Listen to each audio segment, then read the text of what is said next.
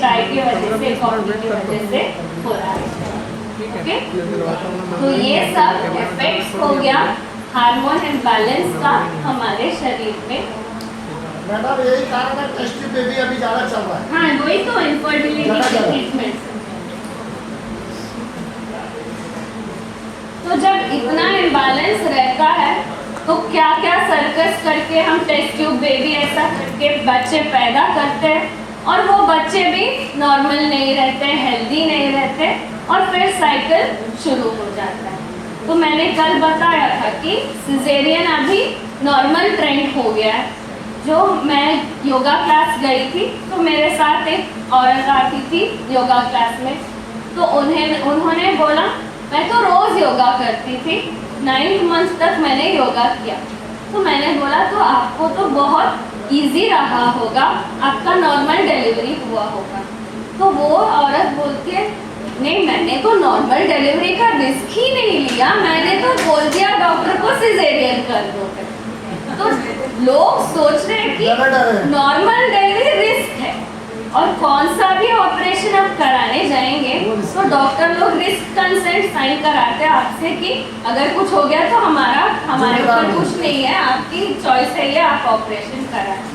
तो छोटे से छोटा ऑपरेशन में भी इतना रिस्क रहता है, और सिजेरियन तो बड़ा ऑपरेशन है, पूरा काट के निकालना पड़ता है। तो लोग समझ रहे हैं कि वो सेफ है, और जो नॉर्मल डिलीवरी है वो बहुत रिस्की है। तो सोचिए आप जनरल पॉपुलेशन का नॉलेज कैसा होगा।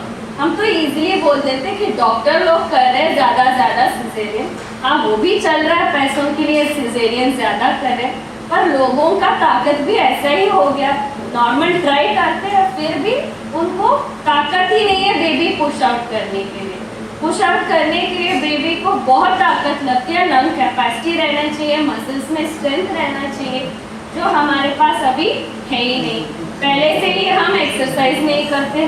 प्रेगनेंसी को तो हम ऐसे देख रहे कि बीमारी है, गोली लेते रहो, बेड रेस्ट पे रहो, तो कहाँ से आएगा स्ट्रेंथ। प्रेगनेंसी प्लान करने से पहले ही डॉक्टर दे देते गोली, ये लो प्लान कर रहे हो तो अभी से गोली शुरू कर दो।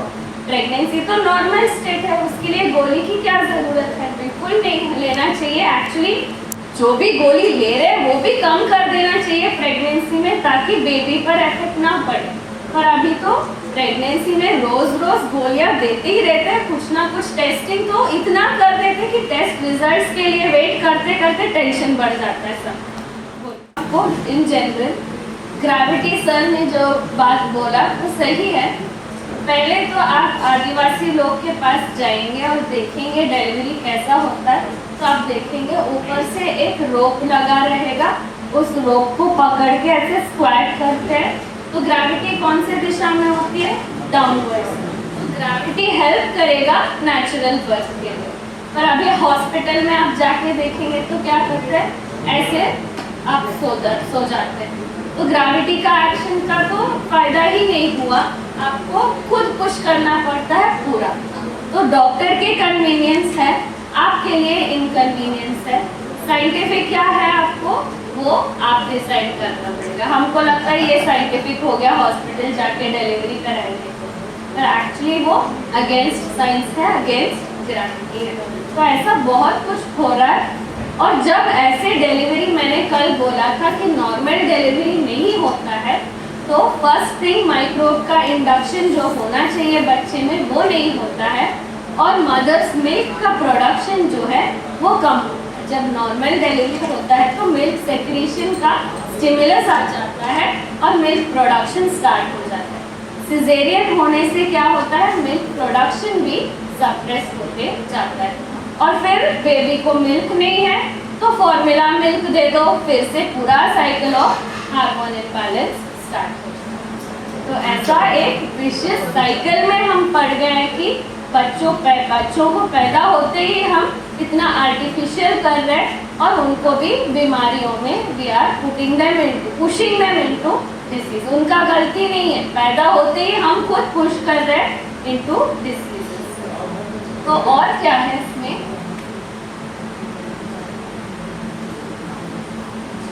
Because we are speaking about milk and meat, in general बोलेंगे तो जर्सी काउ से आता है। पहले तो अगर आप देखेंगे 150-200 ईयर्स बाद all cows used to produce A2 milk, पर होते होते हाइब्रिडाइजेशन होते होते कैसे हो गया कि एक म्यूटेशन की वजह से बहुत सारे काउस जो है A1 मिल्क प्रोड्यूस करने लगे। ऐसा नहीं है कि हर जर्सी काउ का दूध A1 ही होता है, पर वो टेस्ट करने के लिए इतना पैसा लग जाते हैं एक सैंपल को टेस्ट करने में कि उस रिजल्ट को लेने में इतना पैसा लग जाता है कि हम ऐसा मान सकते हैं कि A1 मिल्क मतलब जर्सी का दूध है, A2 मिल्क मतलब हमारे देसी काऊ का दूध होता है। तो डिफरेंस ये होता है कि मिल्क का प्रोटीन जो है, प्रोटीन बोले तो अमाइनो एसिड्स का चेन रहता है। आप सोचिए एक पर्ल्स का एक हार है आपके साथ, तो हर एक पर्ल जो है वो एक अमाइनो एसिड है, और ये पूरे अमाइनो एसिड्स जब जुड़ जाते हैं तो उसको हम प्रोटीन बोलते हैं। तो ये मिल्क प्रोटीन का जो है अमाइनो एसिड सीक्वेंस जो है उसमें 67th पोजीशन में एक अमाइनो एसिड बदल गया। एक ही डिफरेंस है A1 और A2 में, वो है 67th position of amino acid in milk protein में। ये होना था प्रोलीन, पर ये बदल गया हिस्टीडीन।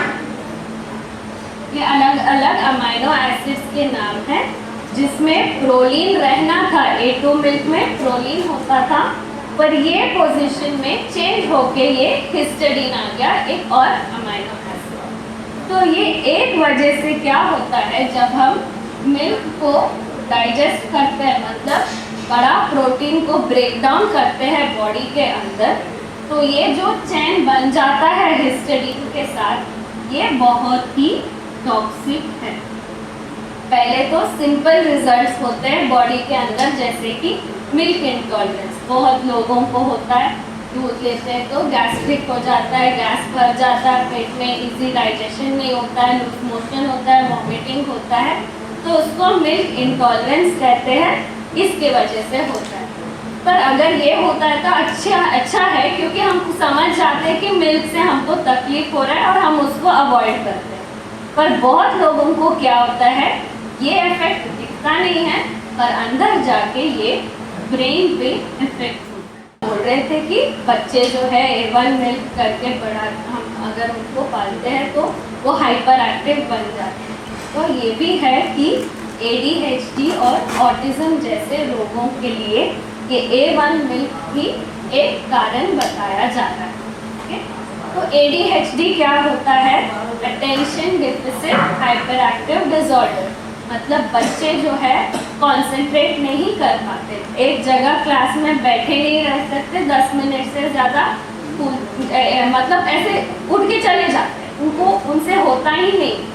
तो उनका मतलब बिहेवियर इश्यू नहीं है, उनको अंदर रेस्टलेसनेस इतना रहता है कि उनको बैठने ही नहीं, और उनको कंसंट्रेशन बिल्कुल नहीं रहता है। रेंजेस डिफरेंट है, माइल्ड में तो क्लास में मैनेज कर लेते हैं, पर सिवियर रहेगा तो घर पे भी वो बैठ के खाना खुद नहीं खा सकते, ऐसा हो जाता है। बस उनको रहता है कि कुछ ना कुछ करते रहना है, हाइपर एक्टिव रहते हैं, इसको ADHD बोलते हैं। अमेरिका में ये अभी 11% हो गया, मतलब 100 बच्चों में 11 बच्चे ऐसे हैं जो अपना काम खुद नहीं कर पाते, वो एक जगह बैठ भी नहीं पाते, कुछ सीख भी नहीं सकते ठीक से क्लास में जाते। तो सोचिए हालत कैसा रहेगा अगर पूरे दुनिया में ऐसे 100 में 11 लोग कुछ काम के नहीं हैं, तो कैसा हो जाएगा सोसाइटी। अभी बच्चों में दिख रहा है, वही लोग बड़े होंगे ना, तो अडल्ट पॉपुलेशन ऐसा रहेगा तो कैसा होगा। और ऑटिज्म का मतलब ये होता है कि देखेंगे फिजिकली तो सब नॉर्मल रहता है, स्कैन कर लीजिए, MRI CT स्कैन सब नॉर्मल रहता है, पर उनका बिहेवियर में कुछ ना कुछ अलग रहता है। मतलब आप उनके नाम पुकारेंगे तो सुनेंगे नहीं, वो आपको जवाब देंगे नहीं, कुछ पूछेंगे ये करो बोलेंगे तो करेंगे नहीं, तो उनका बिहेवियर बिल्कुल अलग रहता है, वो सोशली नॉर्मल नहीं रहते, उनको ऑटिस्टिक कहते हैं। यूजुअली ऑटिस्टिक लोगों को कुछ एक रहता है जो वो बहुत अच्छा करते हैं सबसे ज़्यादा, हो सकता है कि मैथ्स में बहुत अच्छे, नहीं तो म्यूज़िक में बहुत अच्छे, तो वो एक फील्ड रहता है जो वो एक्सेल करेंगे, बाकी सब में वो बिल्कुल मैनेज नहीं कर पाए। ऐसे लोगों को ऑटिस्टिक बोलते हैं। इनका नंबर भी बढ़ते ही जा रहा है, 2% से ज़्यादा हो गया यूएस में, इन जनरल अभी 1% है, वही हम भी फॉलो कर रहे हैं, तो इंडिया में भी ऐसे ही नंबर बढ़ते हैं। तो अब नॉर्मल चिल्ड्रन का लिंक कर रहे हैं, ये A1 मिल्क लेने से ऐसा हो रहा है। ओके, तो इसके इफेक्ट्स बहुत डाइवर्स है, हम तो बस एग्जांपल दे रहे हैं A1 A2 मिल्क से क्या होता है। मैडम एक पिक्चर बनी थी अमिताभ बच्चन का ऑडिटोरियम के ऊपर रख दिया था, बहुत बिल्कुल देख के तब घबराहट लगती है जी। तो अब नेक्स्ट क्वेश्चन आएगा लोगों का, तो हमारे पास खुद का गाय है, सुनिए सुनिए सभी अटेंशन, बहुत इम्पोर्टेंट है ये। ओके, तो लोग पूछते हैं खुद का गाय है हमारे पास, हम हार्मोन का इंजेक्शन नहीं लगाएंगे इसको, हम इसको A2 मतलब देसी गाय ही रखे हैं, तो हम दूध पी सकते हैं क्या? ये A2 में हमारे लिए अच्छा है क्या कि हमने हार्मोन भी नहीं है उसमें, एंटीबायोटिक भी नहीं दिया हमने, और A2 है वो A1 का टॉक्सिक इफेक्ट भी नहीं रहेगा, तो क्या हम वो ले सकते हैं? तो उसके लिए हमको समझना होता है auto immune disease.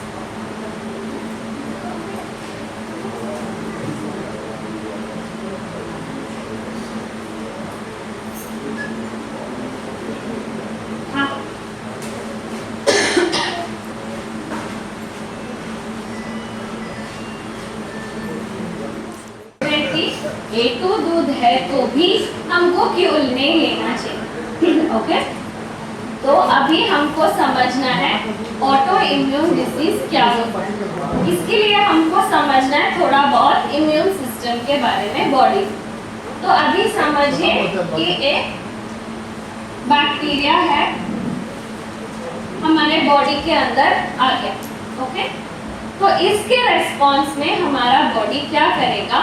Antibody produce करेगा। ये बैक्टीरिया हो गया एंटीजन, मतलब जो भी चीज हमारे बॉडी में इम्यून रेस्पॉन्स को स्टार्ट करता है उसको हम एंटीजन बोलते हैं, और उसके हिसाब से हमारा बॉडी जो बनाता है उसको हम एंटीबॉडी कहते हैं। तो ये एंटीबॉडी बहुत स्पेसिफिक होता है, इस एंटीजन को देखने के बाद हम प्रोड्यूस करते हैं उसके हिसाब से एक एंटीबॉडी। तो ऐसे समझिए, इसको ऐसे गोल करके रखने के लिए इस शेप में एक एंटीबॉडी बन गया। मैं जस्ट एग्जांपल के लिए दिखा रही हूँ, ऐसा करेक्ट शेप ऐसा नहीं होता है। तो जैसा समझिए एक लॉक एंड की, मतलब उसको पहले से फिट होना रहता है, उसी लॉक को उसी की से ही खोल सकते हैं, दूसरा की नहीं डालेगा उसमें।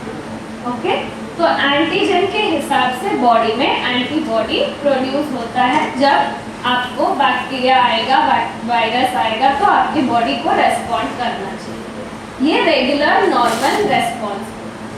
अभी ऑटो इम्यून डिसीज का क्या मतलब हुआ? किसी कारण से ये जो एंटीबॉडी प्रोड्यूस होना है बाहर के एंटीजन के लिए होना था, पर यहाँ पे क्या हो रहा है? आपके खुद के सेल्स के लिए एंटीबॉडी प्रोड्यूस। समझिए आपकी किडनी, तो किडनी सेल्स को एंटीजन मान के आपकी बॉडी एंटीबॉडीज प्रोड्यूस कर रहा है और किडनी को डैमेज कर रहा है। ये प्रोसेस हो गया, तो ये इसको मारने के लिए तो एंटीबॉडी पैदा हुआ है, एंटीजन को मारने के लिए। तो अगर आपकी किडनी सेल्स एंटीजन की तरह से आपकी बॉडी देख रहा है तो किडनी को डैमेज करते जाएगा। तो इसको हम क्या बोलते हैं? SLE, सिस्टम में लूपस एरिथेमेटोसिस। अगर यही प्रोसेस आपके जॉइंट्स में हो रहा है, मतलब आपके जॉइंट्स को बॉडी समझ रहा है कि एंटीजन है और एंटीबॉडी प्रोड्यूस कर रहा है, और जॉइंट्स में डिस्ट्रक्शन हो रहा है, तो उसको हम बोलते हैं rheumatoid arthritis, RA factors blood में चेक करते हैं RA। तो ऐसा बहुत हो सकता है, स्किन में हो सकता है, आँखों में हो सकता है, सलाइवरी ग्लैंड्स में हो सकता है, तो आपके मुंह ड्राई ड्राई लगेगा, सलाइवा ठीक से प्रोड्यूस नहीं होगा। आँखों में होगा तो आँखों की ग्लैंड्स में होगा तो टीयर्स जो है, जो रहना चाहिए, आँखों की नमी जो रहना चाहिए वो ड्राई हो जाता है। तो कहीं पे भी हो सकता है ये ऑटो इम्यून कंडीशन। रुकिए पहले एक्सप्लेन कर देती हूँ। तो ये कहीं पे भी हो सकता है। तो हमारा मिल्क और मीट से क्या लेना देना है ये ऑटो इम्यून कंडीशन का? हम जब मिल्क या मीट लेते हैं तो ये हमारा एनिमल प्रोटीन है। मैंने प्रोटीन के बारे में बताते वक्त भी इसको मेंशन किया था कि हमारे बॉडी के लिए वेजिटेबल प्रोटीन सही है, एनिमल प्रोटीन नहीं लेना चाहिए, क्योंकि जब हम एनिमल प्रोटीन लेते हैं हमारा बॉडी भी एनिमल प्रोटीन है, हम खा रहे भी एनिमल प्रोटीन। तो जब हम एनिमल प्रोटीन रेगुलरली बॉडी को दिखाते हैं तो हमारा बॉडी उसको एंटीजन समझ के एंटीबॉडी प्रोड्यूस करते रहते हैं, और वो एंटीबॉडी जो प्रोड्यूस हो गया, ये एनिमल प्रोटीन और हमारे बॉडी का प्रोटीन बिल्कुल सिमिलर रहता है। वो भी एनिमल है, हम भी एक एनिमल है, उसका प्रोटीन हमारा प्रोटीन 99% सेम रहता है। तो ये एंटीजन की तरह एक्ट करता है, एंटीबॉडी हम प्रोड्यूस करते हैं और ये अटैक करता है खुद की बॉडी की सेल्स। ओके, तो ऐसे ही जब हम एनिमल प्रोटीन मतलब दूध लेते रहते हैं, मतलब जब हम मीट खाते हैं किसी तरह के भी, मतलब चिकन, मटन, फिश, कुछ भी, जब एनिमल प्रोटीन इंट्रोड्यूस करते हैं तो ऑटो इम्यून डिसीजेस को हम इनवाइट करते हैं। इसका एविडेंस ये हो गया कि जिनको ऑटो इम्यून डिसीज है वो जब पूरा दूध बंद कर देते हैं, वो जब एनिमल प्रोटीन लेना छोड़ देते हैं, उनको ऑटोमेटिकली सुधार आने लगता है अपने कंडीशन। समझ में आ गया? तो आपको आप नेक्स्ट क्वेश्चन पूछेंगे मिल्क प्रोडक्ट्स क्या ले सकते? तो जो भी दूध से दही बनाने के बाद बनाते हैं वो सब प्रोडक्ट्स आप ले सकते हैं, मतलब फर्मेंट करने के बाद। जो भी डायरेक्ट मिल्क से बनता है उसको आपको नहीं लेना। तो पनीर कैसे बनाते हैं? डायरेक्ट मिल्क से, तो पनीर नहीं खाना। आप घी कैसे बनाते हैं? दूध से दही बना के उससे आप मक्खन बनाते हैं, मक्खन खा सकते हैं, उसको घी बना के खा सकते हैं। लॉजिक समझ में आ गया? तो अभी आप डिसाइड कर सकते हैं क्या खाना है, क्या नहीं खाना है, क्या अच्छा है, क्या अच्छा नहीं। ओके, तो ये हो गया A1, A2 मिल्क के बारे में। और दही छाछ, बहुत लोग बोलते हैं आप तो दूध ही पीने को बोलते हैं, पर दही छाछ तो बहुत लेते हैं। कैसे? मतलब लैक्टोबैसिलस के एक्शन की वजह से। अगर आप मर जाते हैं तो क्या करते हैं? वी बरी द बॉडी। तो क्या होता है? माइक्रोबियल एक्शन से जो भी है वो डिसइंटीग्रेट होके फिर वापस हम अर्थ में मिल जाते हैं। तो ऐसा ही है कि दूध में जो नेगेटिव चीजें हैं हमारे लिए, लैक्टोबैसिलस एक्शन से वो चला जाता है। पर एक चीज नहीं जाता है, वो क्या है? प्लास्टिक। प्लास्टिक नॉन बायोडिग्रेडेबल है। आप लैक्टोबैसिलस में भर के आप थोड़ा एक प्लास्टिक भी उसमें डाल दो, वो कुछ भी नहीं करता। तो दूध भी आपको प्लास्टिक में नहीं लेना है, दही भी प्लास्टिक में नहीं लेना है। ओके, तो आपने दूध ले लिया, उसको दही बना लिया, तो ये स्टेरॉइड वेरॉइड चला जाएगा और प्लास्टिक में ही जाएगा। तो आपको ध्यान रखना है कि दूध भी आप जो ले रहे हैं वो ग्लास बॉटल या स्टील बॉटल में ही ले। स्टार्ट पहले तो मीट में एंटीबायोटिक बहुत ज़्यादा है, जिसके वजह से माइक्रोबियल इम्बैलेंस हो रहा है।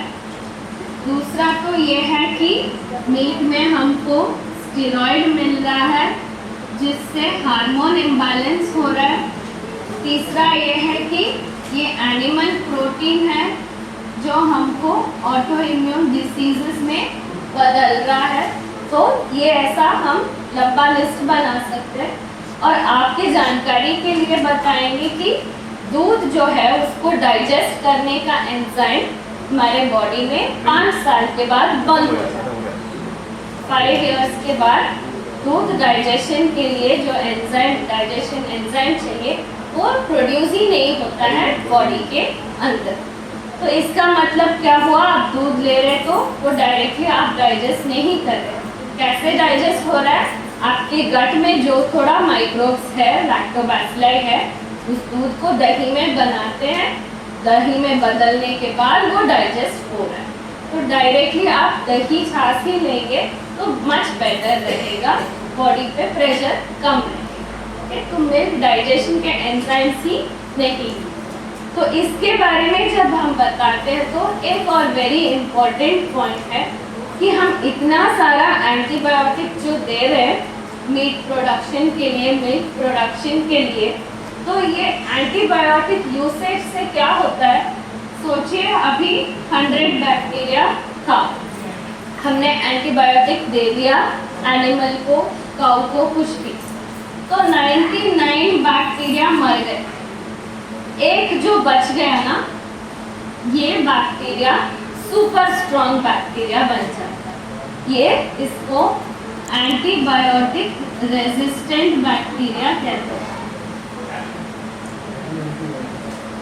ये बहुत इम्पोर्टेंट है, ध्यान से सुन लीजिए। एंटीबायोटिक रेजिस्टेंट मतलब क्या, आप जितना भी एंटीबायोटिक डोसेज दोगे ये एक बैक्टीरिया को आप किल नहीं कर पाओगे, क्योंकि इसने म्यूटेट कर लिया है, इसने अपने आप को बदल दिया है ऐसे कि ये एंटीबायोटिक उस पर कुछ काम नहीं करेगा।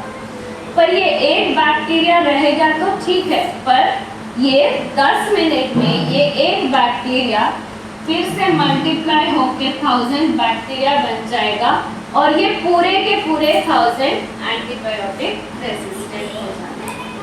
तो ऐसे हम अनरेस्ट्रिक्टेड यूज ऑफ एंटीबायोटिक्स से क्या कर रहे हैं, specially in poultry, specially in dairy, ऐसे एंटीबायोटिक्स देने से हम खुद क्रिएट कर रहे हैं सुपर स्ट्रॉन्ग बैक्टीरिया। और ऐसे ही हुआ कुछ वायरस के साथ होके हमारा कोरोना वायरस। तो हमको ऑलरेडी अभी ऐसे बोल रहे डॉक्टर्स की कोरोना तो सिर्फ ट्रेलर है, पिक्चर अभी बाकी है, और भी स्ट्रॉन्ग वायरसेस और भी स्ट्रॉन्ग बैक्टीरिया हम खुद क्रिएट कर रहे हैं। और ऐसा होने वाला है कि पूरा नाश जो होने वाला है ह्यूमन सोसाइटी का, वो वॉल्केनो से नहीं, वो सुनामी से नहीं, अर्थक्वेक से नहीं, ये एंटीबायोटिक रेजिस्टेंट बैक्टीरिया से होने वाला है। क्योंकि उसके लिए हमारे पास कुछ भी दवाई, आप जितना भी एंटीबायोटिक दे दो काम नहीं करेगा। तो लंग्स में पहुंच गया इन्फेक्शन तो मर जाते हैं, ब्रेन में पहुंच गया मर जाते हैं, स्टमक में पहुंच गया मर जाएंगे।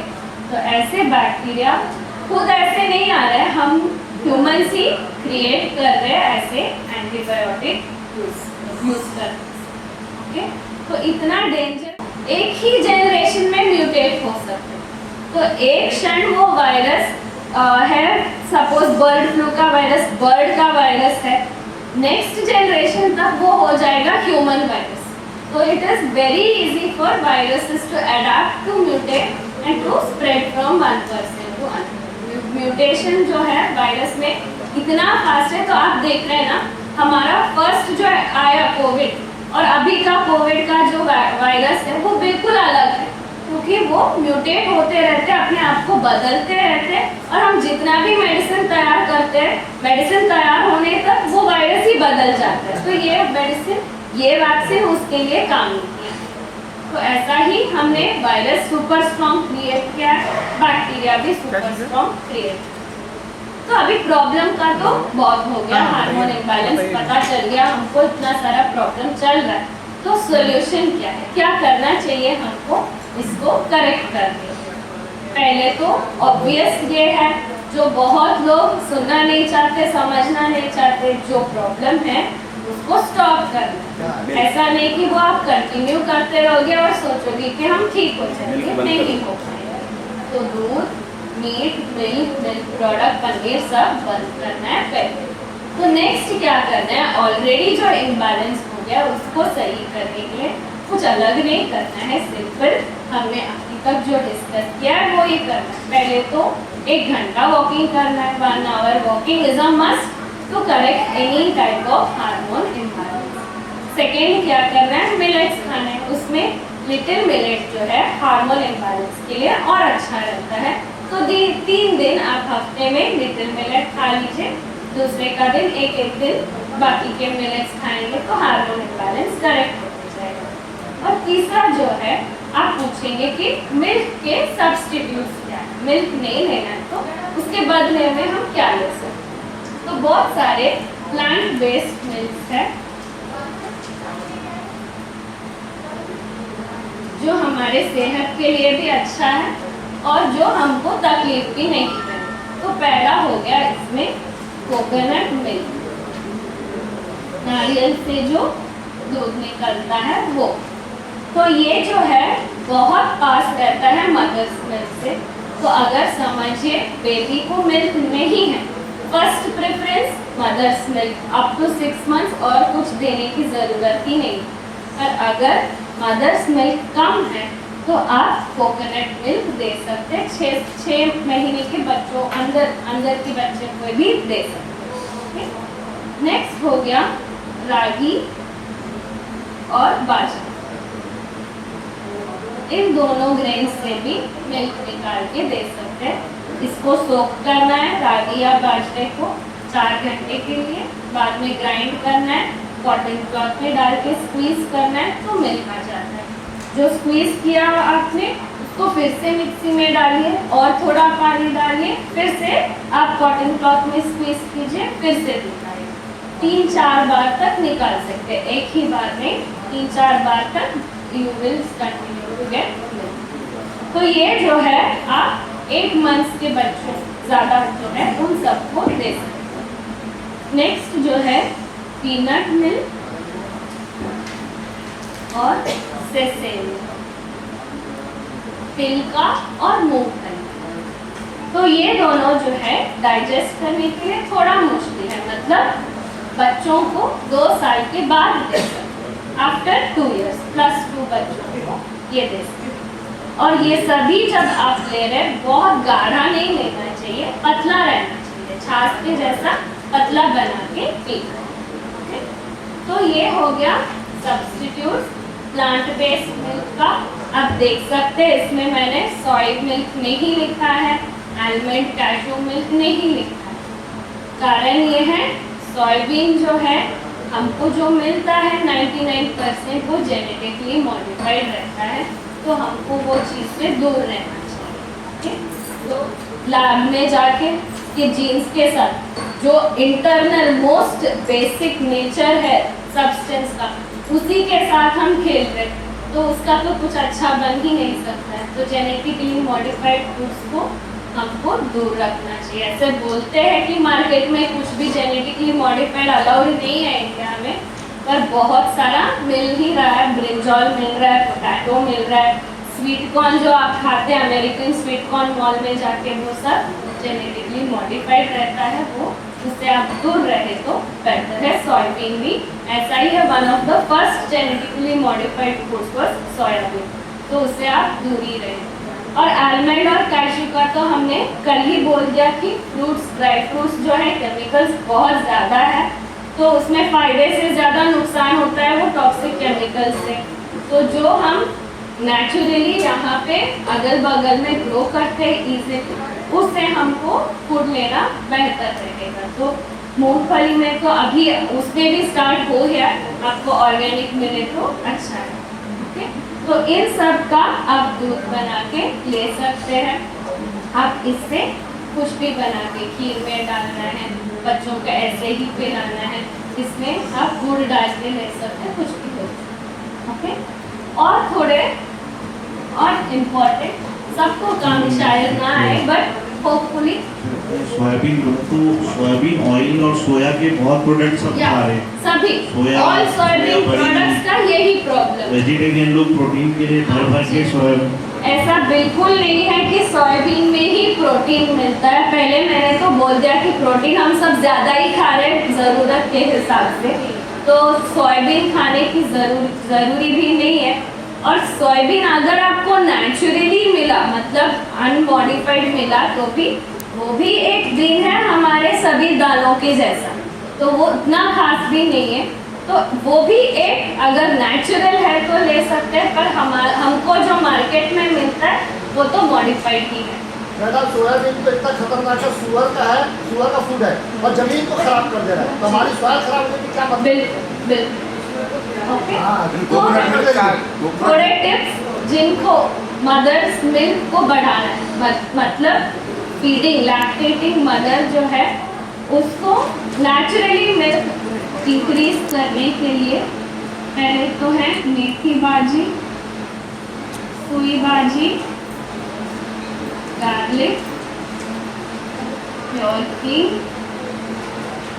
ये जो सब्जी है मेथी की भाजी और सुई की भाजी, ये दोनों प्रमोट करते हैं लैक्टेशन को, मदर्स मिल्क को। तो इन भाजी को ज़रूर खाना चाहिए जो भी मदर बेबी को फीड करती है। क्वालिटी ही नहीं, क्वांटिटी ही नहीं, क्वालिटी ऑफ मिल्क भी अच्छा हो जाता है। नेक्स्ट है गार्लिक और हींग। तो इसके बारे में बताते वक्त मैं यूजुअली ये स्टोरी बोलती हूँ। माय मदर इज अ ब्राह्मण फैमिली, फ्रॉम ब्राह्मण फैमिली, तो वो लोग हींग तो रोज यूज करते हैं कुकिंग में। पर जब उनके घर में कोई भी बच्चा पैदा होता है, लैक्टेटिंग मदर रहती है, तो उनके लिए स्पेशली गार्लिक लाके, यूजुअली गार्लिक नहीं खाते ब्राह्मण लोग, तो स्पेशली गार्लिक लाके उसका चटनी ऐसा कुछ बना के रोज देते हैं ताकि मिल्क प्रोडक्शन अच्छा। My father's family Muslim family, इनके घर में गार्लिक रोज यूज होता है पर हींग कभी भी यूज नहीं होता है। तो उनके घर में जब लैक्टेटिंग मदर रहती है तो उनको अच्छा हींग डाल के पका के कुछ ना कुछ बना के देते हैं ताकि मदर्स मिल्क अच्छा रहे। तो ये दोनों चीज़ें हैं, ट्रेडिशनल नॉलेज है जो फैमिलीज में यूज होते रहते हैं जो मिल्क प्रोडक्शन के लिए अच्छा है। और है अमॉन्ग्स द ग्रेन्स बाजरा। तो बाजरा को खाने से मदर्स मिल्क बहुत अच्छा रहता है। लैक्टेटिंग मदर्स को रोज में एक बार तो बाजरा खाना ही चाहिए। रोटी बना के खाइए, कुछ भी बना के खाइए, बाजरा लेना चाहिए। अब आप देखेंगे तो ओल्डन टाइम्स में काउस को बाजरा खिलाते थे ताकि मिल्क प्रोडक्शन अच्छा है। अभी तो इंजेक्शन आ गया, बाजरा सभी खिलाने का मतलब नहीं बनता, इंजेक्शन से ज़्यादा कर लेते हैं। All seasons we All seasons you can eat bajra, lactating mothers should eat बाजरा। ये सभी काम नहीं किया तो क्या है, कैस्टर सीड्स।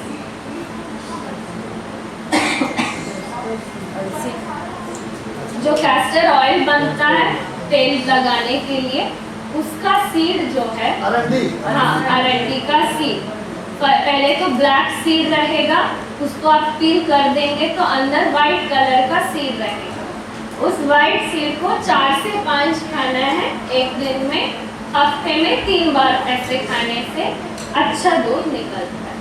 ओके, तो सिंपल टिप्स, नेचुरल वे।